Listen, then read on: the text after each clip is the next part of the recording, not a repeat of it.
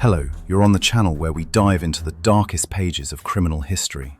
Today, one of the most terrifying stories from the Soviet Union. Andrei Chikatilo, known as the Rostov Ripper. This is a man officially linked to 53 proven murders, and possibly far more. His victims were almost all children and teenagers, aged 7 to 17. He didn't just kill them, he gouged out the eyes of the dead, bit off nipples, cut off genitals, carved out pieces of flesh, and ate them. For 12 years, from 1978 to 1990, he hunted in the forest belts, at train stations, in abandoned houses across the Rostov region and beyond. And the most horrifying part, on the outside, he was completely ordinary.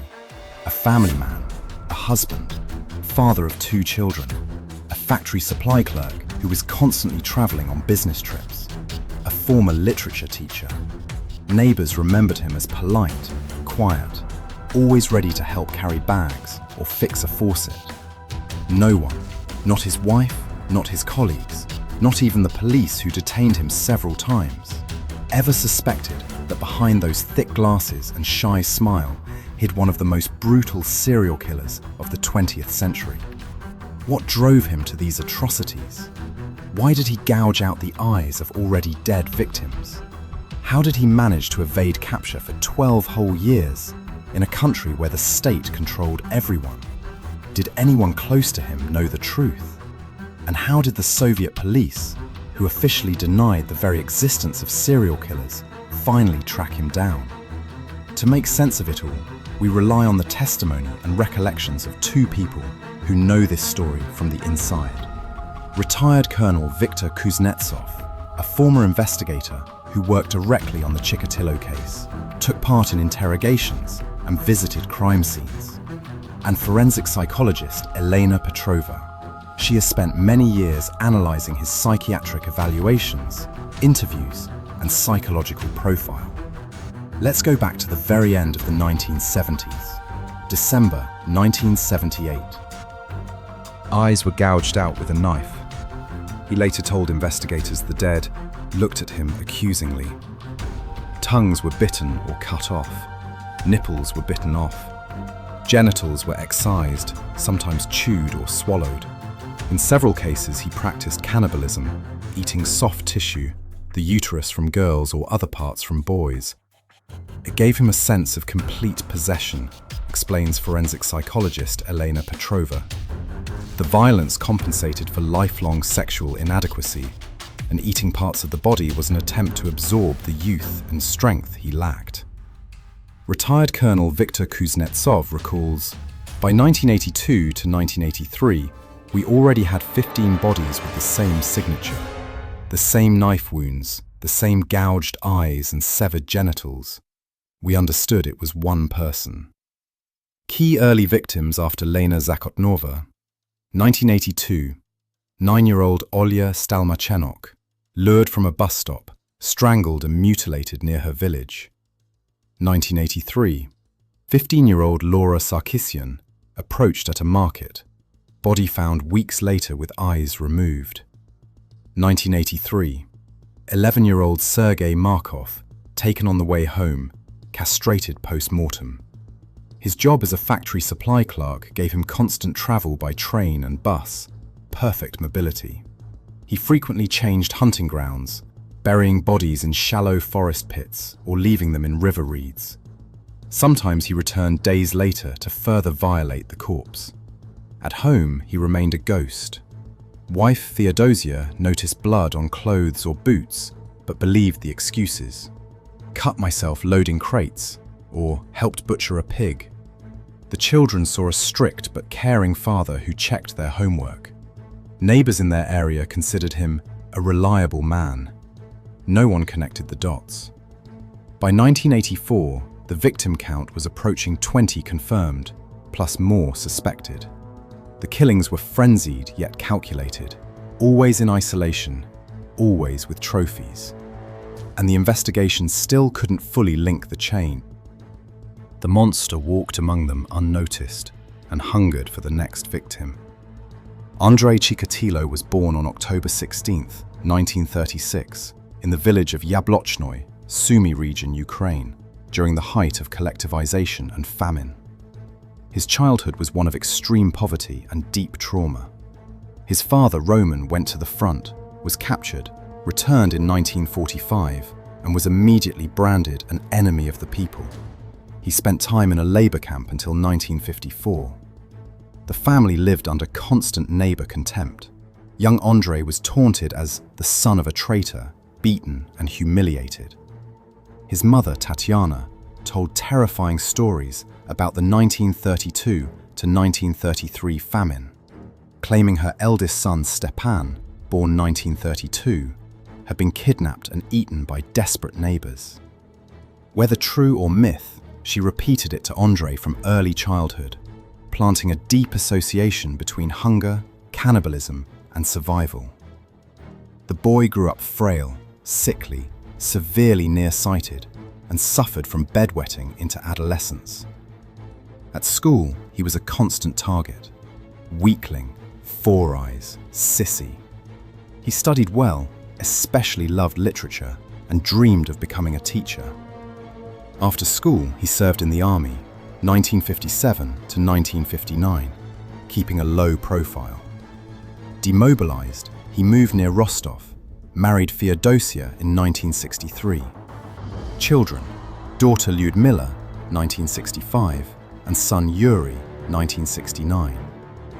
In 1971, he finally became a Russian language and literature teacher at vocational school number 33 in Shakhty, a technical college for troubled teens. He didn't last long. In 1973 to 1974, he was accused of molesting male students, groping them in the dormitory, making advances. Parents' complaints reached the administration, but the scandal was hushed up. He was quietly transferred to another school. In 1981, he was fired for good after new allegations of corruption of minors. He then took a job as a procurement clerk at the Rostov locomotive repair plant, a position involving constant business trips across the southern USSR and into Central Asia. Perfect cover. Trains, stations, crowds, the ability to disappear for days. Forensic psychologist Elena Petrova. Childhood humiliation, impotence from youth, a lifelong sense of inferiority created an explosive mix. Normal sexuality was blocked. Violence became the only way to feel power and control. Cannibalism was a literal attempt to absorb what he lacked: strength, youth, life. At home, he was the ideal family man. Feodosia later recalled during interrogations. He was quiet, never raised his voice, helped around the house, read fairy tales to the children. Blood on clothes? Cut myself at the warehouse. Long absences? Business trip. That's the job. The children described their father as strict but caring. He checked homework, bought ice cream, sometimes took them to the movies. Neighbors in their building on Engels Street in Shakhty all said the same. Decent man, glasses, always greeted people, helped carry bags. Not a single hint of anything strange. No screams, no bruises, no missing items. Even when police detained him in 1984, his wife didn't believe it. It's a mistake. He couldn't do that. The procurement job opened the whole country to him. Trains, buses, stations, places where children and teens were unsupervised. He became invisible in the crowd. And it was this very ordinariness that let him kill for years until the bodies piled up too quickly. Chikatilo married Feodosia in 1963, a simple village girl who worked at a factory.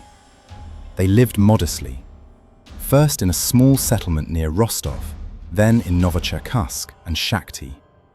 2 children, daughter Lyudmila, born 1965, and son Yuri, born 1969.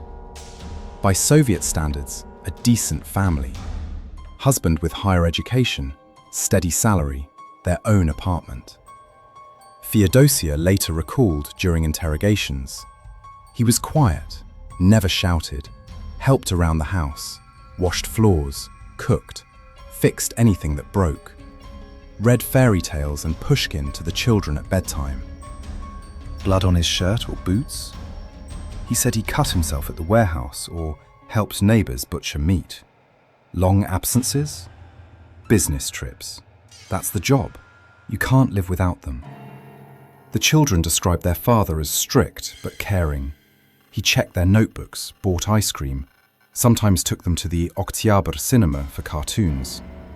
Neighbors in building number 33 on Engel Street in Shakhty all said the same. Decent man, wore glasses, always greeted people first, helped carry bags from the market or fix a faucet, never drank, never smoked, never argued. No nighttime screams, no bruises on the kids, no strange visitors, nothing suspicious. Even when police detained him in September 1984 at the Rostov bus station, his wife didn't believe it. It's a mistake. Andrei couldn't do that. He used to be a teacher. His job as a procurement clerk, supply agent, at the Rostov locomotive repair plant became perfect cover. From 1981 onward, he traveled across the entire south of the USSR and beyond. Rostov, Krasnodar, Volgograd, Stavropol, Mineralnie Vody, even Tashkent, Samarkand, Vladivostok. Trains, buses, stations, places where children and teenagers were often left unsupervised. He could leave for 3 to 5 days, return with a business trip report, while in reality carrying memories of a new victim and trophies in his bag. Forensic psychologist Elena Petrova. The family was his shield and alibi. Normal life at home removed any suspicion. Wife and children were living proof he was an ordinary person. Business trips gave him freedom. No one asked where exactly he was at night or who he met. It let him kill in different cities and come home as if nothing had happened. The double life worked flawlessly. By day, exemplary family man, worker, neighbor. By night, predator. This very ordinariness became his strongest protection. Until the bodies began piling up too quickly, no one connected the quiet man in glasses with the nightmare in the forest belts. This was one of the most brutal cases. He no longer simply killed, he tortured the body. By the fall of 1983, police had found 5 to 6 bodies with the same signature. Gouged eyes, severed genitals, bite marks, cannibalism. Retired Colonel Viktor Kuznetsov. We saw the killer was escalating. Earlier, quick murder. Now, dozens of wounds, biting off parts, eating. He derived pleasure from the process, returned to bodies days later. Cannibalism became regular. He ate the uterus from girls, genitals and soft tissue from boys. He later explained, "I wanted to absorb their strength, their youth. After that, it became easier." It was a ritual of compensation for his own impotence and childhood weakness. In 1984, the murders continued. 9-year-old Dmitry Patashnikov, February, 54 wounds, tongue cut out, parts of the body eaten. 10-year-old Alexei Vorobyov, March, liver excised and partially consumed. Chikatilo acted bolder, killing in daylight, near roads, sometimes in abandoned houses within city limits. But he remained cautious, left no witnesses, changed routes, took no belongings. At home, nothing changed. His wife saw blood and dirt, but believed, cut himself at work again. The children noticed no changes. Father still checked homework, bought sweets. By the end of 1985, the victim count exceeded 25. Cruelty kept growing.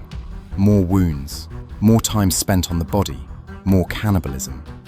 He could no longer stop. The murders had become an addiction. Police still hadn't fully linked the cases. Bodies were found individually, forensics were limited, witnesses almost non-existent. The monster was evolving, and no one could keep up.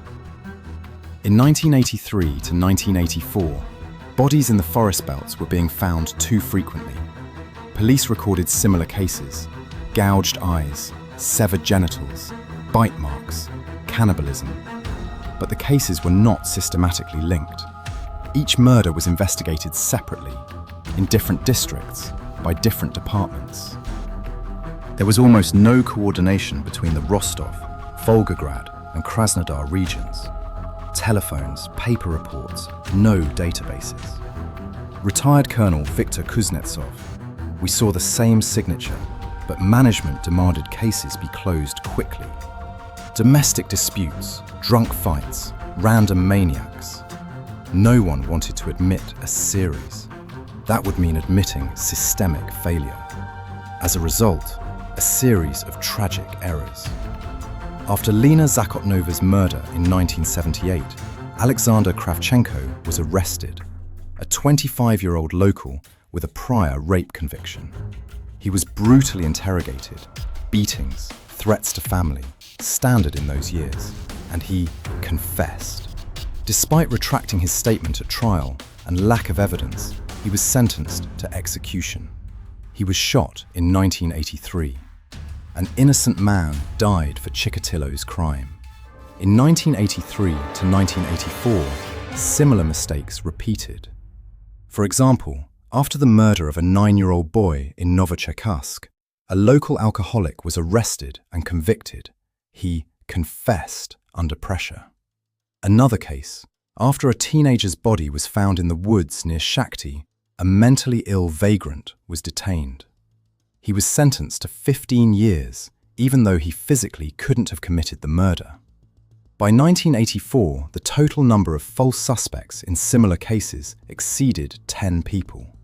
Some received long prison terms, 1 or 2, the death penalty. Kuznetsov: "We knew we were imprisoning innocents, but there wasn't enough evidence against the real killer. The system pressured us, closed the cases." Operation Lesopolosa, Forest Belt, launched in 1984. Mass sweeps of forests, patrols at stations, hidden cameras, rare for the time. Thousands were checked: homeless people, homosexuals, the mentally ill, those previously convicted of sex crimes. Hundreds of other crimes were solved incidentally: thefts, rapes, murders. But Chikatilo slipped through. In September 1984, he himself was detained at the Rostov bus station, suspiciously approaching teenagers. In his briefcase, a knife, rope, Vaseline.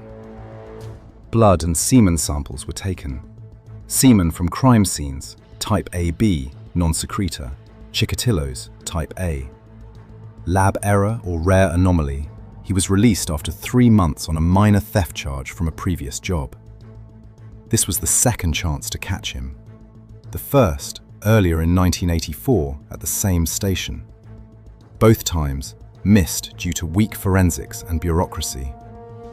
By 1985, innocents were sitting in prison or had been executed, while the real killer continued hunting.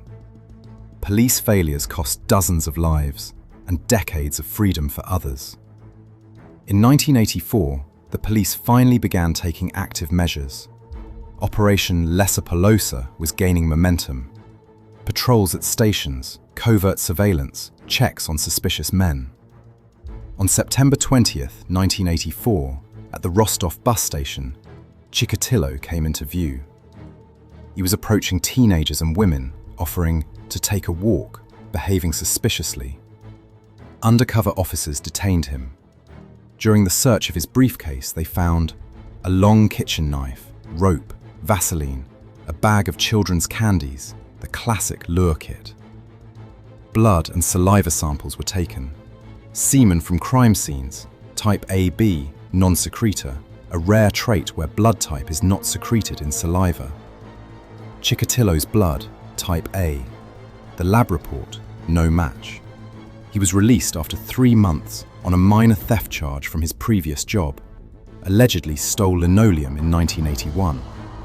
This was the second time he had been in police hands. The first, earlier in the summer of 1984 at the same bus station, similar suspicious behavior, released for lack of evidence. Retired Colonel Viktor Kuznetsov. We had him twice. Witnesses had seen him near victims. Knife, rope, Vaseline. Everything screamed, "This is him." But the blood didn't match. We trusted the forensics blindly. A lab error or rare anomaly, and the killer walked free. After that, he went quiet for a year, then resumed with renewed force. Chikatilo himself later said during interrogations, "I realized they were close. I became more careful, hunted less often, chose different cities." After the second release, he almost stopped killing in 1985, only 2 to 3 cases. But in 1986, he returned with doubled cruelty. Why was he released? Several reasons. Weak forensics. Blood typing was done manually, no DNA. The non-secretor anomaly misled them. Bureaucracy. The old linoleum theft case was still open. It served as a convenient reason to close the detention. Lack of case linkage. Even knowing about the series, they couldn't tie it specifically to him. Pressure from above. Don't stir up panic. Don't spread rumors about a maniac. These 2 failures cost dozens more lives. Chikatilo understood. The system was blind. He became even bolder, killing closer to the city, in daylight, sometimes leaving bodies in plain view. By 1986, the victim count approached 30. The police were still marking time, while the killer felt untouchable. After the lull in 1985, Chikatilo returned with renewed intensity. The murders became more frequent, more savage, and closer to populated areas. He no longer feared killing within city limits, in daylight, sometimes leaving bodies almost in plain sight. His job as a supply clerk gave him unmatched mobility. Rostov, Novocherkassk, Shakhty, Krasnodar, Volgograd, even Moscow and Tashkent. Key victims from this period. February 14, 1986, 14-year-old Dmitry Patashnikov, one of the most infamous cases. The boy left home in Shakhty. Chikatilo lured him to a forest belt, strangled him, raped the corpse, inflicted 54 stab wounds, cut out the tongue, gouged out the eyes, and partially ate the genitals and soft tissue. The body was found after 3 days, one of the bloodiest episodes. March 16, 1986, 10-year-old Alexei Vorobyov, lured from a bus stop in Rostov with promises of showing pigeons. Strangled, liver and part of the lungs excised and eaten. The body was discovered in the reeds. July 23, 1987, 12-year-old Oleg Makarenko. By 1987, more than 30 episodes were consolidated. Identical signature, gouged eyes, severed genitals, cannibalism. Victims aged 9 to 16. Operation Lesopolosa, Forest Belt, officially launched in 1987. Scale: thousands of officers, forest patrols, round-the-clock surveillance at stations in Rostov, Shakhty, Novocherkassk, hidden cameras, rare for the era, checks on suspicious men. They screened everyone. Those previously convicted of sex crimes, the mentally ill, homeless people, homosexuals.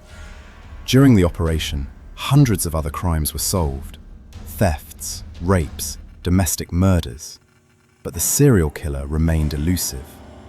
Retired Colonel Viktor Kuznetsov.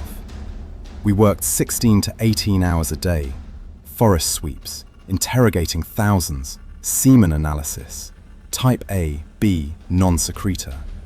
We compiled a composite sketch. Man 45 to 55 years old, glasses, intellectual appearance, but he never got caught. He knew the stations like the back of his hand, slipped away when he spotted patrols. In 1988 to 1989, a psychological profile was added. Psychiatrist Alexander Bukhanovsky was brought in. He described the killer as a man with severe sexual inadequacy, narcissism, childhood trauma, outwardly charming and unnoticeable. He predicted, the killer returns to crime scenes to relive the acts. Surveillance in forest belts was intensified, but to no avail. Problems of the operation. Massive volume, thousands checked, but without DNA and computers, everything was manual. Regional fragmentation. Murders in different oblasts weren't immediately linked. Lack of witnesses. Children went willingly, didn't scream. Pressure from above. Don't stir up panic. Don't inflate the maniac story. Chikatilo sensed the hunt. He became even more cautious, hunted less in Rostov, traveled farther, to Krasnodar, Volgograd. Killed less often, but more savagely. By 1990, the victim count approached 50. Operation Lesopolosa saved hundreds of lives from other criminals, but failed to catch the main killer. He continued walking the same stations where they were looking for him. The climax was near, but the police still didn't know the monster was already in their field of vision. By 1988, the investigation into the Rostov Ripper had reached a dead end. Dozens of bodies, hundreds of interrogations, thousands checked, and not a single real suspect. Then the police took a new step. They brought in psychiatrist Alexander Bukhanovsky, one of the first profilers in the USSR. His task was to create a psychological portrait of the killer to narrow the search. After studying the files, Bukhanovsky produced a detailed description. A man aged 45 to 55, outwardly intellectual, possibly with higher education, likely impotent or with severe sexual dysfunction. Living a double life, family man, worker, but with deep childhood trauma, humiliation, weakness, social isolation. Narcissistic, craving power over victims. The murders were a way to compensate for inadequacy. Cannibalism, an attempt to absorb the victim's strength and youth. Returns to crime scenes to relive the emotions. Probably works with people or in a job involving travel. Retired Colonel Viktor Kuznetsov. Bukhanovsky gave us a portrait as if he had seen Chikatilo. We intensified surveillance at stations and in forests, looking for intellectual-looking men with briefcases. But he was too cautious. He blended into the crowd. Bukhanovsky's profile became key. The investigation began checking teachers, engineers, party workers, anyone who outwardly appeared decent. In 1989, behavioral analysis was added. The killer likely follows the news, knows about the manhunt, avoids patrols. This forced the police to change tactics, more covert operations, less publicity in the newspapers. Bukhanovsky also predicted the killer could break under psychological pressure if spoken to not as a criminal, but as a special person whose motives could be understood. This later played a decisive role. In 1990, after Chikatilo's arrest, Bukhanovsky became the main person who got him talking. For the first 10 days in custody, Chikatilo remained silent. Investigators pressed with facts and victim photos. No result. Then Bukhanovsky was called in. He started the conversation gently, talked about literature, psychology, about understanding inner torment. Asked, what kind of person could commit such acts? Tell me about him.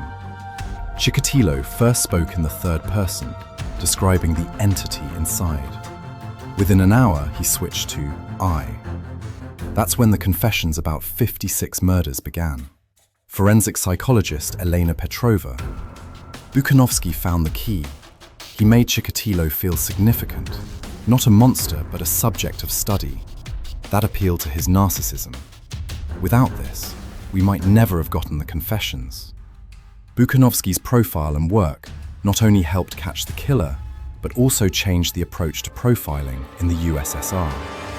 He proved psychology can catch monsters. By 1990, the investigation was ready for the final push. Chikatilo could no longer escape. By November 1990, Operation Lesopolosa and Bukhanovsky's psychological profile were yielding results. The investigation focused on the Rostov stations. That's where suspicious men with children were most often spotted. On November 6, 1990, a patrol officer noticed a man in glasses approaching teenagers at the Rostov station. There was fresh blood on his cheek and collar. He was detained. It was Andrei Chikatilo. During the search, they found a knife with blood traces, rope, Vaseline, a bag of candies. But the decisive episode came later. On November 20th, 16-year-old Svetlana Korostik went missing. She was last seen talking to a man in glasses near a forest belt outside Rostov. Her body was found days later in the reeds, strangled, eyes gouged out, genitals severed, parts of the body eaten. Semen, type AB non-secretor. It matched the previous analyses perfectly. On November 30th, 1990, Chikatilo was arrested outside his apartment building in Novocherkassk as he returned from work. This time release was impossible. Blood on his clothes, the knife, witnesses near the forest belt. In custody, he remained silent for 10 days. Investigators showed him victim photos, crime scene maps, pressed with facts. He denied everything, saying, "You're mistaken. I'm an ordinary person." Retired Colonel Viktor Kuznetsov. "We were on the edge. We had enough for detention, but for charges in 50-plus murders, we needed confessions. Without them, the case could collapse." That's when we called in Bukhanovsky. Psychiatrist Alexander Bukhanovsky arrived for the interrogation on December 10th. He didn't pressure. He started the conversation as equals, talked about literature, psychology, about understanding inner torment. Asked, what kind of person could commit such acts? Tell me about him in the third person. Chikatilo first described the entity inside himself, a voice demanding blood. Within an hour, he switched to I. He told about the first murder, how the eyes looked accusingly, about cannibalism, about 56 victims. He began drawing maps, where he buried bodies, where he returned. The investigation got its breakthrough. Chikatilo was taken to crime scenes. He pointed out exact spots, reenacted actions, located bodies that had never been found before. The reconstructions were filmed. He was calm, spoke mechanically, without emotion. Forensic psychologist Elena Petrova. The arrest became the climax. Without Bukhanovsky, we might have lost the confessions. His method, making Chikatilo feel significant, broke through the narcissistic defense. Chikatilo wanted to be understood, not just condemned. After the confessions, several more bodies were recovered. The case became ironclad. 53 proven murders, confessions, reconstructions, forensics. Chikatilo could no longer deny. The arrest on November 30th, 1990, marked the end of a 12-year hunt. The monster was finally caged. After his arrest on November 30th, 1990, Chikatilo was taken to a KGB detention center in Rostov. The cell, bare concrete, a table, 2 chairs, a tape recorder. For 10 days, he denied everything. Investigators presented victim photos, crime scene maps, semen analyses, blood on his clothes. He responded calmly. "Mistake. I'm an ordinary man. I have a family, children." He even dismissed obvious evidence. The knife was for work, candies for grandkids. Kuznetsov. "We were at a dead end. We had enough for an arrest, but without confessions, the court could dismiss the case." He sat there smiling. He knew we were stuck. On December 10th, Alexander Bukhanovsky was brought in. The psychiatrist entered without a uniform, no pressure. He sat across and spoke as an equal. "Andrei Romanovich, I've read the files. You're a man with a rich inner world. Tell me, what kind of person could do such things? Not you, hypothetically, in the third person. Chikatilo was silent at first. Then he spoke. This entity inside, it demands blood, whispers. Within an hour, he switched to I. He described the first murder. Lena bit me. I lost control. Her eyes stared accusingly even after death. He listed 56 victims, dates, places, how he lured, strangled, cut, ate. His voice was flat, mechanical, like giving a lecture. He began drawing maps, where he buried bodies, where he returned. He was taken to crime scenes for reconstructions. Handcuffed, under guard, he walked through forest belts, pointing out exact spots. Here I strangled, here I cut, here I came back a week later. They found bodies previously undiscovered, some just bones, but matching his descriptions. Petrova. Bukhanovsky broke the narcissistic barrier. He made Chikatilo feel significant, not a monster, but a subject of study. That was the key. Without it, there might have been no confessions. The confessions were recorded on video and audio. There was little emotion, just explanations.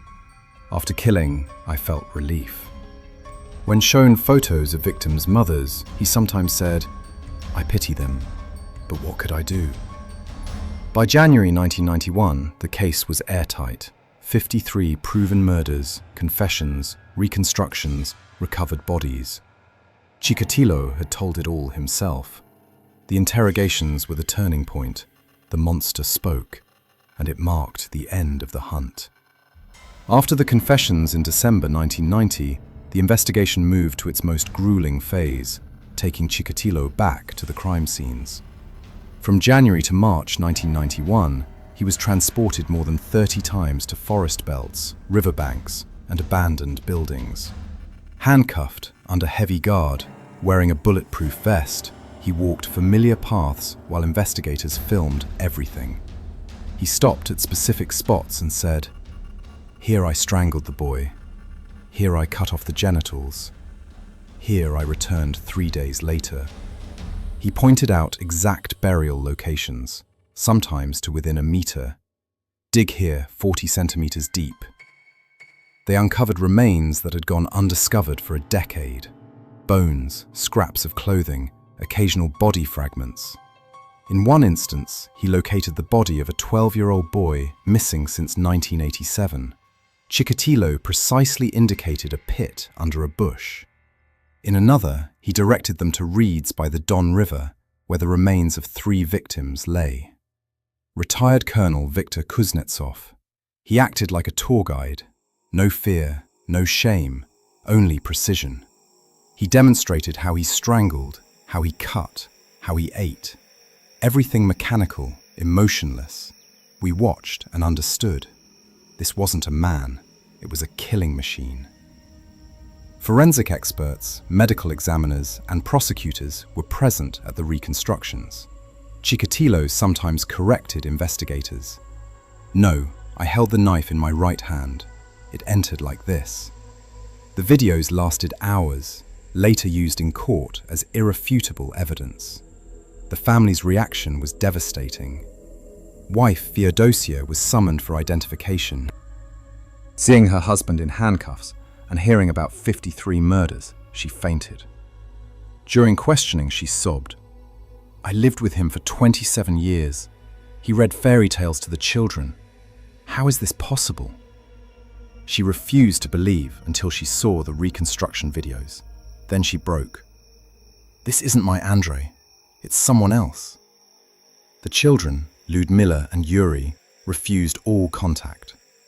Yuri later changed his surname. Chikatilo's sister attended the trial, sitting in the courtroom with her face buried in her hands. His wife's parents couldn't accept it. He was always so quiet.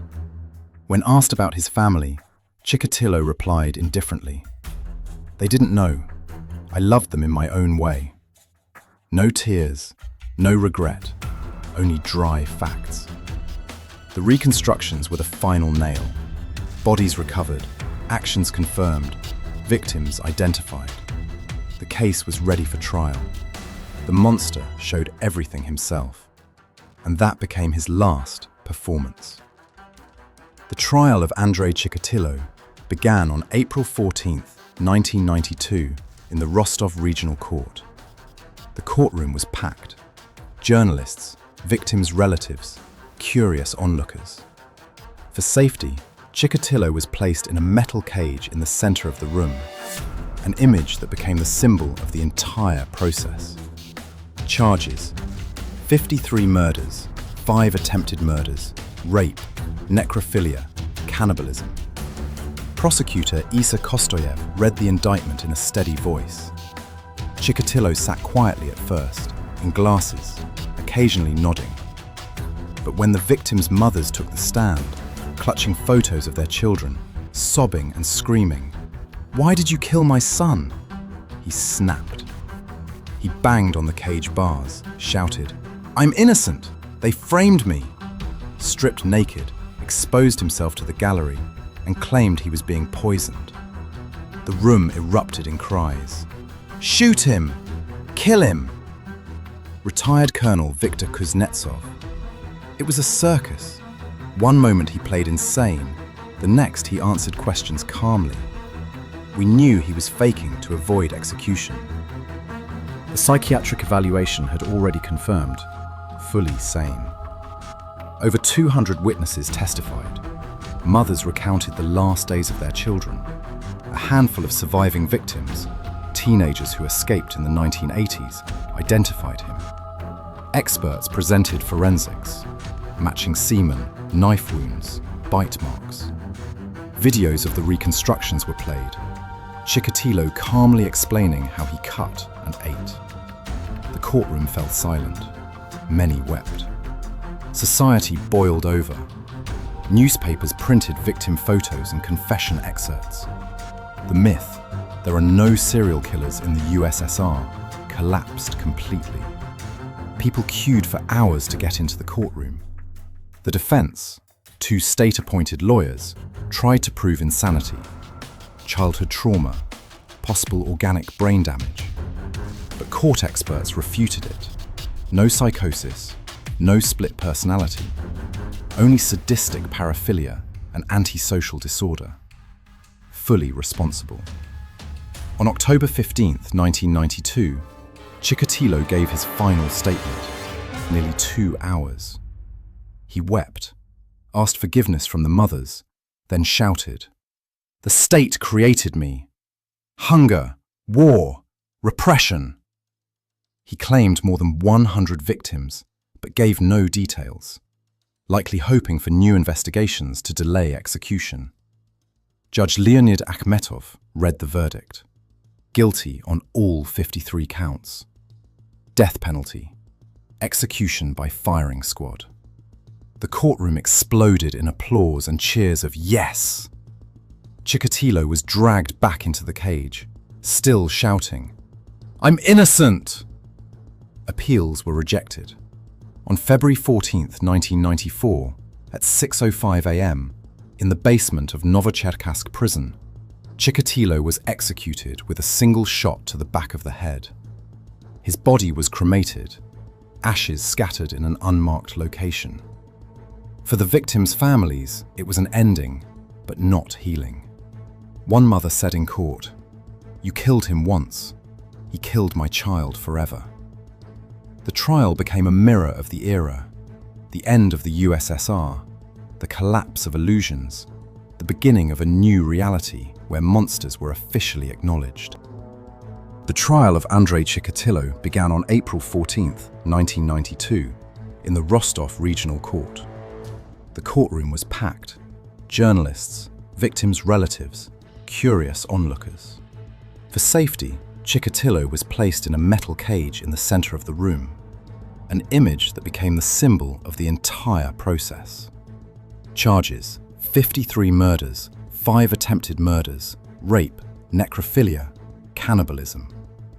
Prosecutor Isa Kostoyev read the indictment in a steady voice. Chikatilo sat quietly at first, in glasses, occasionally nodding. But when the victims' mothers took the stand, clutching photos of their children, sobbing and screaming, "Why did you kill my son?"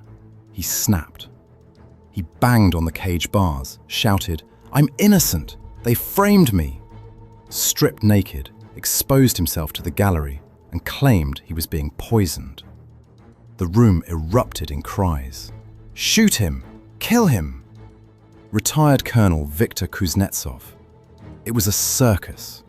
One moment he played insane, the next he answered questions calmly. We knew he was faking to avoid execution.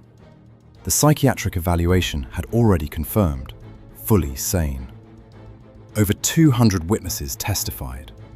Mothers recounted the last days of their children. A handful of surviving victims, teenagers who escaped in the 1980s, identified him. Experts presented forensics, matching semen, knife wounds, bite marks. Videos of the reconstructions were played, Chikatilo calmly explaining how he cut and ate. The courtroom fell silent. Many wept. Society boiled over. Newspapers printed victim photos and confession excerpts. The myth, there are no serial killers in the USSR, collapsed completely. People queued for hours to get into the courtroom. The defense, two state-appointed lawyers, tried to prove insanity, childhood trauma, possible organic brain damage. But court experts refuted it. No psychosis, no split personality, only sadistic paraphilia and antisocial disorder. Fully responsible. On October 15, 1992, Chikatilo gave his final statement, nearly 2 hours. He wept, asked forgiveness from the mothers, then shouted, "The state created me. Hunger, war, repression."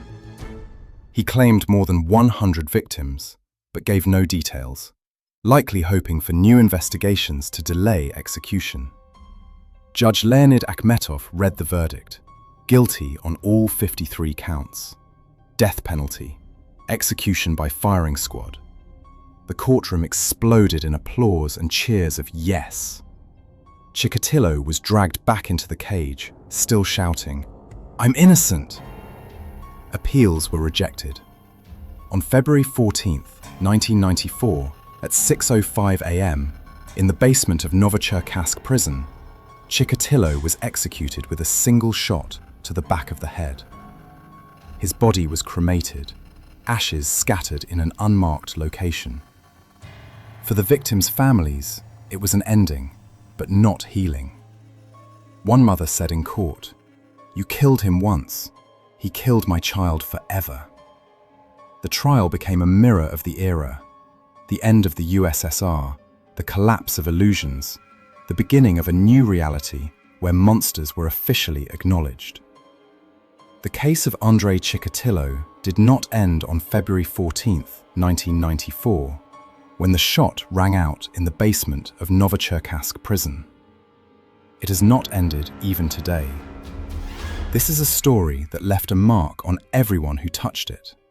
Investigators, victims' mothers, psychologists, journalists, and ordinary people. For the families of the murdered children, the execution brought no relief. One mother said in court, "You killed him once. He killed my child forever." Others still visit the graves, bring flowers, toys, photographs. Some have never forgiven themselves for letting their child go out alone. The pain does not go away. It simply becomes part of life. For society, it was a shock. For the first time, millions of people saw a monster can live next door, smile at neighbors, read fairy tales to children, go to work. He doesn't have to look like a movie villain. He can be quiet, polite, normal. This realization changed attitudes towards safety. Parents started escorting children more often. Schools introduced lessons on "don't talk to strangers." People began noticing suspicious behavior. For criminology, the case became a textbook. After Chikatilo, specialized serial crime units were created in Russia. Pattern analysis became mandatory. Interregional coordination improved. The first databases for unsolved cases appeared. Profiling stopped being exotic. It became a tool. Many subsequent killers, Pichushkin, Mikasevich, Popkov, were caught thanks to the lessons of Lesopolisa. But the most important thing that remains after this entire story is a question without an answer. Why? Why does an ordinary person turn into a beast? Childhood hunger, humiliation, impotence, loneliness. These are explanations, not justifications. Chikatilo himself said, "I didn't want to be like this, but the beast inside was stronger." And that terrifies most of all. Evil can be born inside anyone, if not noticed in time. Today, decades later, Chikatilo's story reminds us, monsters do not come from nowhere. They grow among us. And to stop them, we must not only catch them, we must see them. See the signs, hear the signals, not dismiss suspicions. This is not just the story of a killer. It is a story about how society can fail to notice a nightmare until it becomes too big, and about how justice is not always an ending. Sometimes it is only the beginning of understanding. Thank you for staying with us until the end of this heavy story. If it touched you, shocked you, or made you think, write in the comments. What do you think about such cases? What topics would you like to see next? We will continue to explore the darkest pages of criminal history.